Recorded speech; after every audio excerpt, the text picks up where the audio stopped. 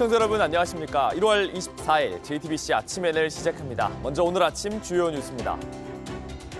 윤석열 대통령과 김용현 전 국방장관이 내란 이후 처음으로 탄핵 심판정에서 만났습니다.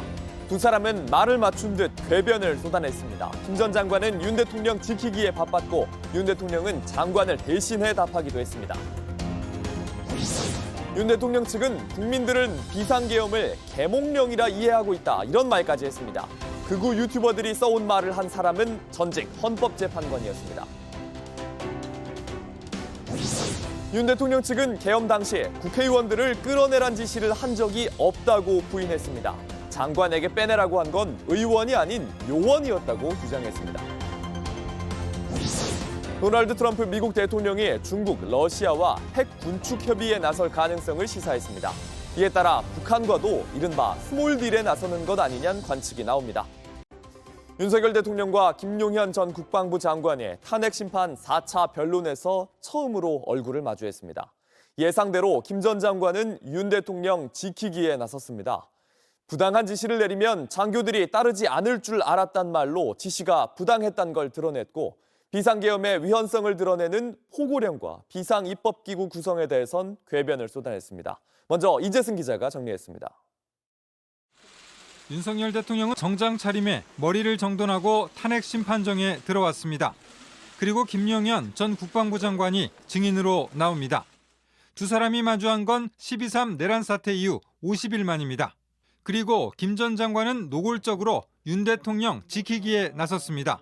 윤 대통령이 당시 국회에서 국회의원들을 끌어내라는 지시를 하지 않았다고 했습니다. 그리고 또 그런 지시를 하시려면 저를 통해서 하시지 않았겠습니까? 국회 봉쇄 작전은 대통령 보고 없이 자신이 했다고 주장합니다. 그런 작전을 누가 세운 거예요? 제가 당연히 지시를 했죠. 네. 그렇게 하라고 임무를 부여했습니다. 이런 계획은 대통령인 피청구인한테도 보고가 됐습니까? 안 됐습니다. 윤 대통령은 김 전 장관을 대신해 답변하기도 했습니다. 특히 군이 부당한 명령을 따르지 않을 것이라는 것을 미리 예측하고 비상계엄을 했다고 주장했습니다. 장교들이 다 정치적 소신이 다양하고 어떤 반민주적이고 부당한 일을 지시한다고 할 때 그거를 따르지 않을 것이라는 것은 저희들도 다 알고 있고, 부당한 지시를 미온적으로 이행한 장교들의 민주적 의지를 자신이 예견하고 부당한 지시를 내렸다는 겁니다. 윤 대통령은 또 야당에 대한 경고 차원으로 비상계엄을 했다는 자신이 밝힌 계엄 선포 핵심 이유도 뒤집었습니다. 계엄 선포의 이유는 야당에 대한 경고가 아니고요. 주권자인 국민에게 호소해서 엄정한 감시와 비판을 해달라는 것이지, 야당에 대한 경고는 아무리 해봐야 소용이 없습니다. JTBC 이재승입니다. 김용현 전 장관은 국무위원들이 받았다는 계엄 관련 쪽지도 다 자신이 쓴 것이고 대통령은 무관하다고 주장했습니다. 그런데 그 쪽지를 받은 국무위원들은 대통령이 직접 줬다는 말을 일관되게 증언하고 있습니다. 김재영 기자입니다. 김용현 전 국방부 장관은 국회를 무력화하려 했던 것으로 의심되는 비상입법기구 쪽지를 자신이 썼다고 했습니다. 쪽지는 실무자를 통해 최상목 경제부총리에게 전달했다고 했습니다. 증인이 국무회의 당일 경제부총리 최상목에게 꼭 쪽지를 건넨 사실이 있습니까? 예, 있습니다. 그런데 제가 직접 건네지 못하고 최상목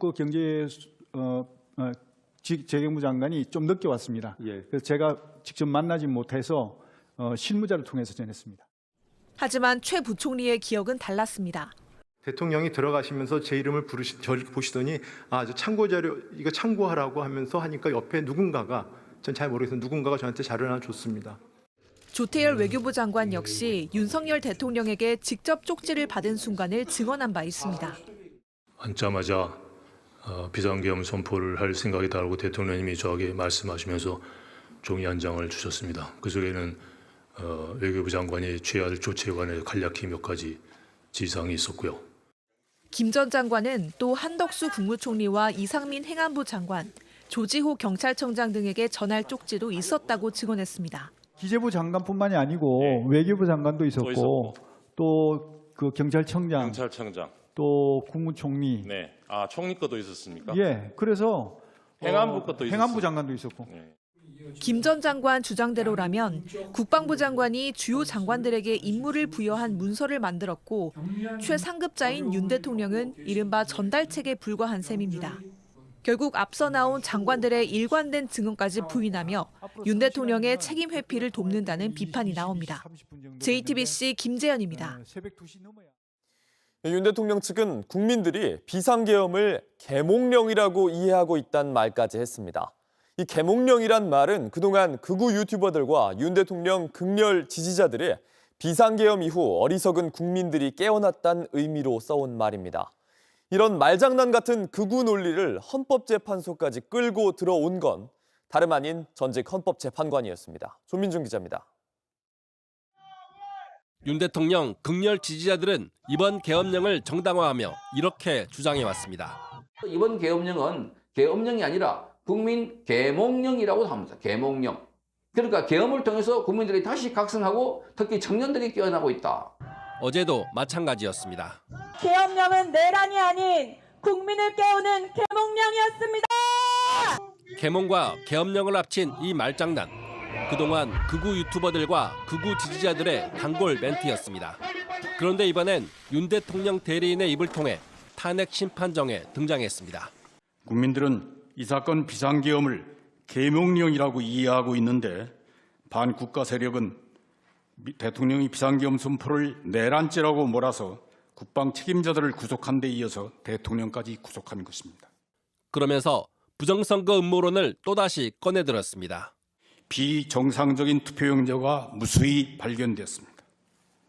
그런데도 대법원은 선거 부정을 인정할 수 없다고 판결하였고 중앙선거관리위원회는 독립된 헌법기관이라고 내세워서 선거 부정 의혹을 조사하지 못하게 했습니다. 이 말을 한 조대현 변호사는 2004년 고 노무현 전 대통령 탄핵 당시 대통령 대리인단을 맡았습니다. 이듬해 헌법재판관으로 임명돼 6년간 일하기도 했습니다. 한때 헌법을 수호했던 전직 헌법재판관이 부정선거 음모론과 함께 계몽령이란 극우 유튜버들의 일방적 주장을 헌재안으로 끌고 들어왔습니다. JTBC 조민중입니다.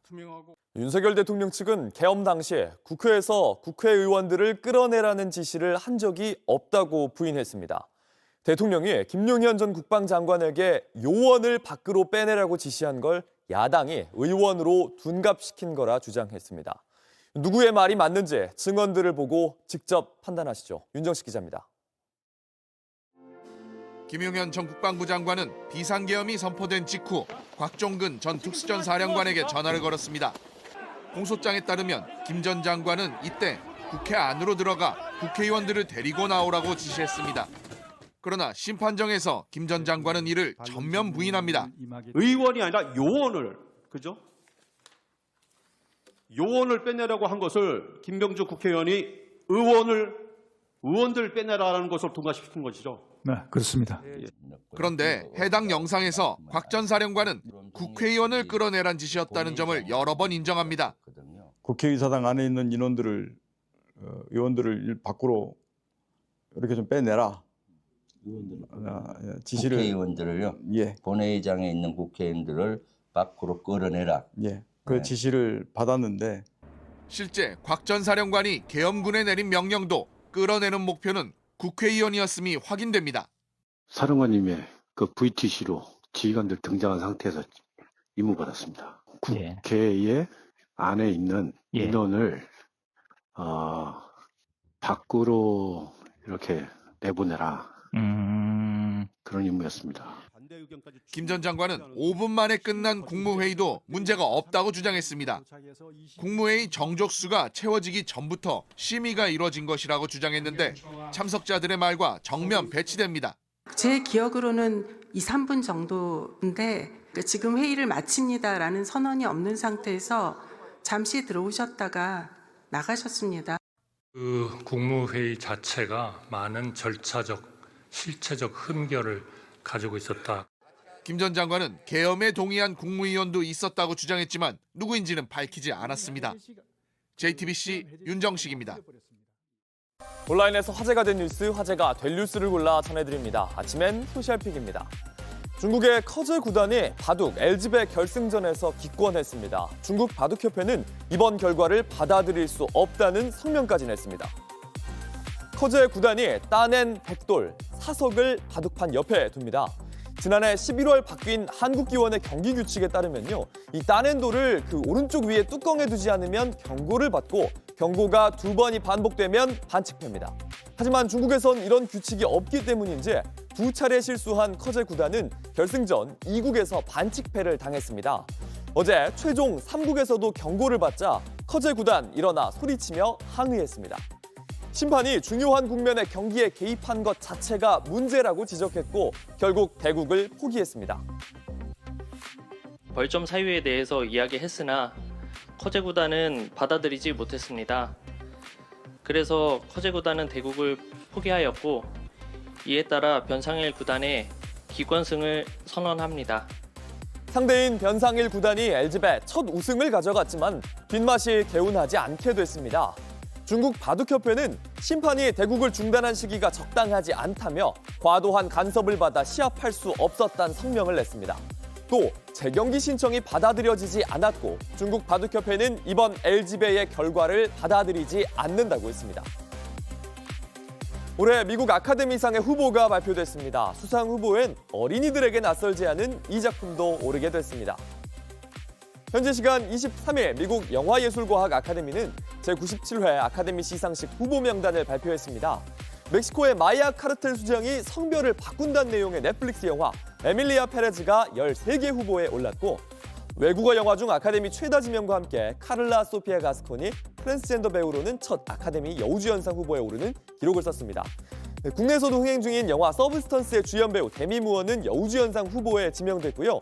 위키드의 신시아 에리버와 아리아나 그란데, 컴플리트 언노운에서 밥 딜런을 연기한 티모시 샬라메도 후보에 이름을 올렸습니다. 우리에게 익숙한 작품도 눈에 띄었는데요. 단편 애니메이션 후보에 오른 일본 작품 매직 캔디즈입니다. 일본 토에이 애니메이션이 우리나라 백희나 작가의 동화 알사탕을 원작으로 만든 작품입니다. 이번 시상식은 다음 달 2일 로스앤젤레스 돌비극장에서 열립니다. LA에서 일어난 대형 산불 피해를 고려해 축하 공연을 생략하는 등 조촐하게 치러질 예정입니다. 설날을 앞두고 캄보디아에서 비극이 벌어졌습니다. 재벌이 뿌린 세뱃돈을 받기 위해 모인 사람들이 서로 밀다가 넘어졌고 사망자도 나왔습니다. 현지 시각 23일 초록색 문과 담벼락 앞뒤로 수많은 사람들이 엉켜 있습니다. 인파로 발디딜 틈 없는 공간엔 여러 사람들이 쓰러져 있습니다. 캄보디아의 갑부, 속공이 매년 주민들에게 세뱃돈을 나눠주는 행사를 했는데 이날 아침 세뱃돈 4만 리엘, 약 14,000원과 쌀 2kg을 주기로 한 겁니다. 그런데 수백 명이 몰려들면서 4명이 사망하고 5명이 부상을 당했습니다. 현지 언론 프놈펜 포스트는 돈과 쌀 때문에 벌어진 안타까운 일이라며 속공과 프놈펜 주지사가 위로금과 함께 장례를 지원했다고 알렸습니다. 세뱃돈을 나눠주는 방식이나 준비 과정도 미흡했고 돈 때문에 사람들이 목숨을 잃었다는 것이 안타깝다고 전했습니다.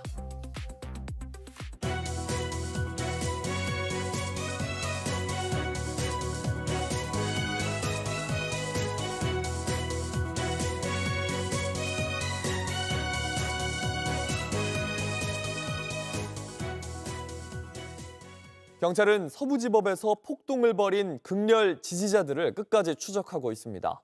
방화를 시도하려고 한 남성이 추가로 체포됐고 전광훈 씨의 사랑제일교회 특임 전도사인 판사실에 난입했던 남성도 구속됐습니다.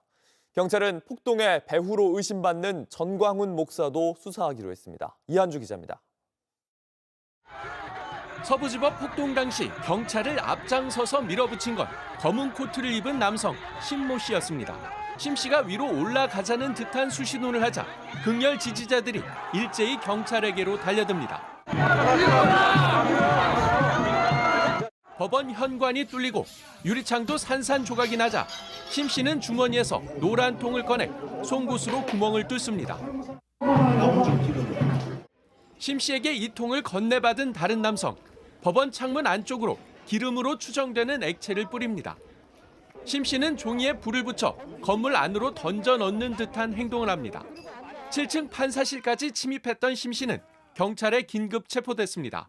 경찰은 심 씨가 방화를 시도한 건 아닌지 의심하고 있습니다.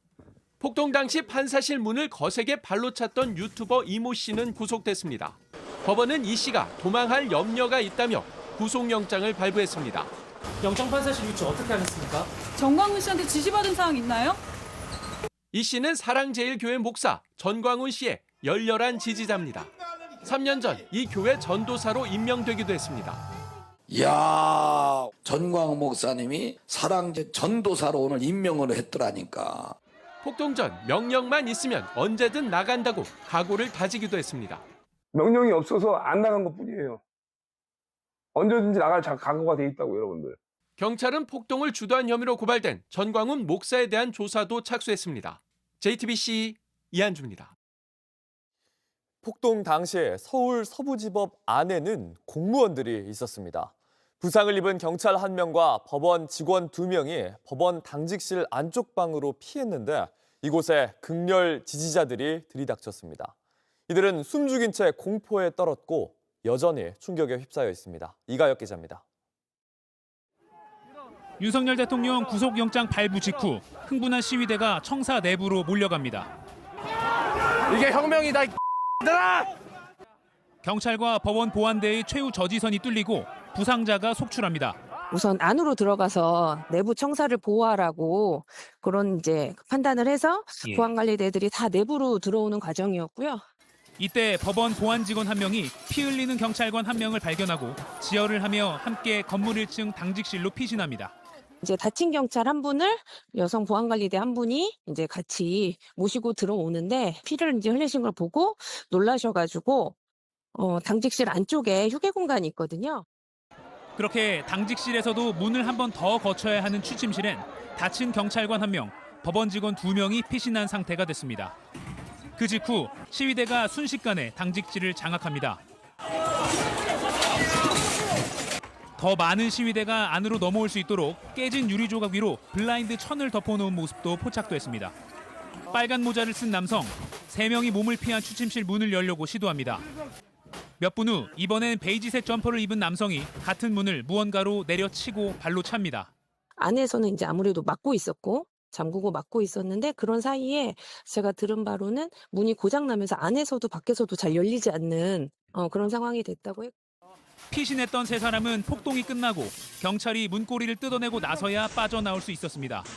충격에서 쉽게 벗어나기 어려운 상황이라고 전해집니다. 넋이 나간 얼굴이었다고 멍해져가지고 왔다고 그렇게 얘기를 하더라고요. 당시 잔인했던 폭동의 상황이 속속 드러나고 있습니다. JTBC 이가혁입니다. 소화기로 유리문을 부수는 녹색 점퍼의 남성. 이 사람이 JTBC 기자라는 가짜 뉴스가 퍼졌었죠. 저희 카메라엔 이 남자의 맨 얼굴이 포착됐습니다. 경찰이 법원에서 난동을 부린 이 남성을 추적하고 있습니다. 정희윤 기자입니다. 윤석열 대통령에 대한 구속영장이 발부되자 서울 서부지법 앞에서 경찰과 대치가 벌어지고 녹색 점퍼를 입은 남성이 경찰을 향해 발언을 합니다.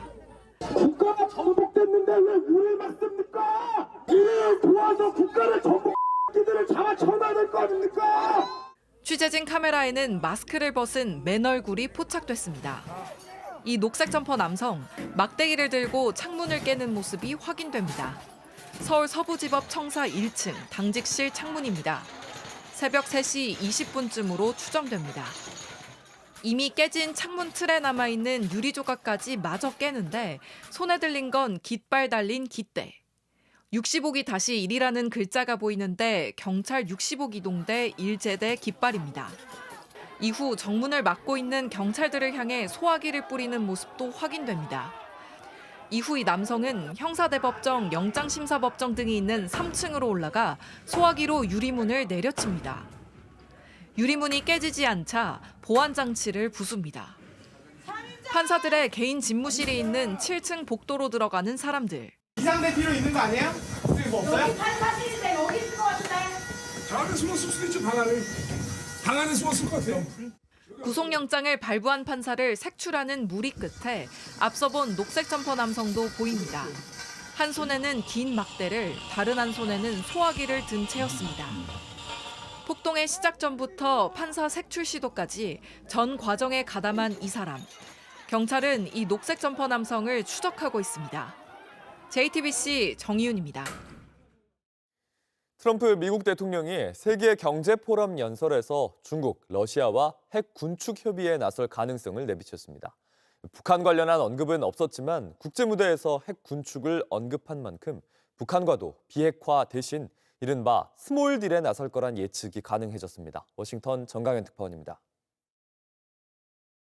트럼프 대통령은 취임 이후 첫 국제 무대 연설에서 핵 군축을 의제로 올렸습니다.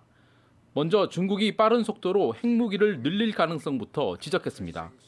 China has a much smaller right now nuclear armament than us, or field than us, but they're going to be catching it at some point over the next 4 or 5 years. 그러면서 지난 2020년 대선 직전 러시아와 핵 군축을 논의했던 걸 상기시키며 러시아는 물론 중국과도 핵 군축 협의에 나설 가능성을 시사했습니다. I will tell you that President Putin really liked the idea of cutting way back on nuclear, and I think the rest of the world we would have gotten them to follow, and China would have come along too. China also liked it. 미국은 러시아와 낮은 수준의 핵 군축 조약을 체결했지만 내년 2월 종료됩니다. 중국과는 관련 조약이 없습니다. 앞으로 정상 외교를 통해 핵 군축 문제를 본격적인 의제로 끌어올릴 가능성이 있습니다. 이날 연설에서 북한 핵 문제는 거론되지 않았습니다. 다만 트럼프 대통령은 최근 북한을 핵 보유국으로 지칭한 바 있습니다.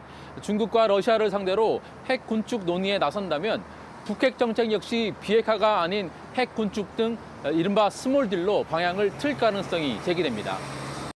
이에 대해 우리 외교 당국은 트럼프 정부 출범 이후에도 북한 비핵화 목표는 변함이 없다고 강조했습니다. 앞으로 우리 정부는 한미가 북한 비핵화 목표를 공히 견지하는 가운데서 북한의 우크라이나 전쟁 참전 등으로 좀 복잡하게 얽힌 셈법을 풀어나가기 위해 대북 정책 조율을 강화해 나갈 것입니다. 워싱턴에서 JTBC 정강현입니다. 대형 산불로 참혹한 피해를 입고 있는 미국 로스앤젤레스에서 또 산불이 났습니다. 이번에도 강한 바람이 변수입니다. 불이 곳곳으로 번지는 속도가 끄는 속도를 넘어서고 있어서 주민들은 대피를 서두르고 있습니다. 로스앤젤레스 홍지은 특파원입니다. 야자수가 늘어선 도로 위 하늘이 벌겋게 물들었습니다. 시뻘건 불길이 용암이 끌어넘치듯 번져나갑니다. 현지 시간 22일 LA 북서부 캐스테이크 지역에서 시작된 산불은 하루 만에 41제곱킬로미터를 태웠습니다. 3주째 불타고 있는 산불 피해 지역에서 불과 40km 떨어진 곳입니다. Everybody's watering their roofs. We are doing this house and the house next to us. We're hoping for the best. It's getting worse. It gets better, it gets worse, it gets better, it gets worse, but we have no expectations. 불이 시작된 지 2시간 만에 20제곱킬로미터가 불탔습니다. 2초에 축구장 1개를 집어삼킨 속도입니다. 주민 5만여 명에게 대피령이나 경보가 내려졌습니다. We've been here 28, 29 years, and this is the closest one so far. And it's too close. 산불을 키운 건 시속 67km가 넘는 돌풍이었습니다. 미국 기상청은 내일까지 화재 위험이 극도로 높은 적색 경보를 발령했습니다. We're still expecting some dry humidity and then gusts of winds possible up to 60 miles an hour before we are expecting rain starting on Saturday and Sunday. But once that rain passes, it's going to dry up again. So we need sustained rain.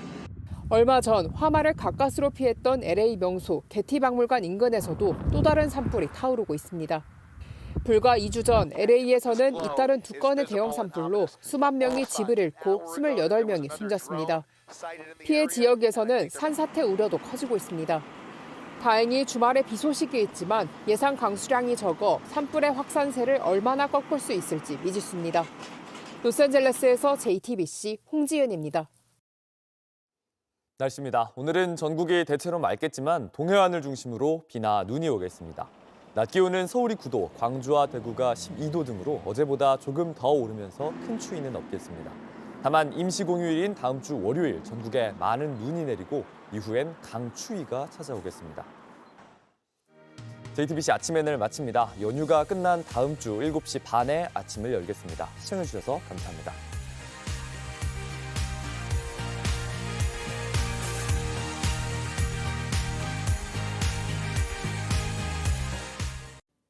아침엔 앵커 정재우입니다. 지금 이 기사 가장 먼저 매일 아침 7시 반에 보실 수 있습니다. JTBC 뉴스 채널을 구독해 아침엔과 하루를 시작하세요.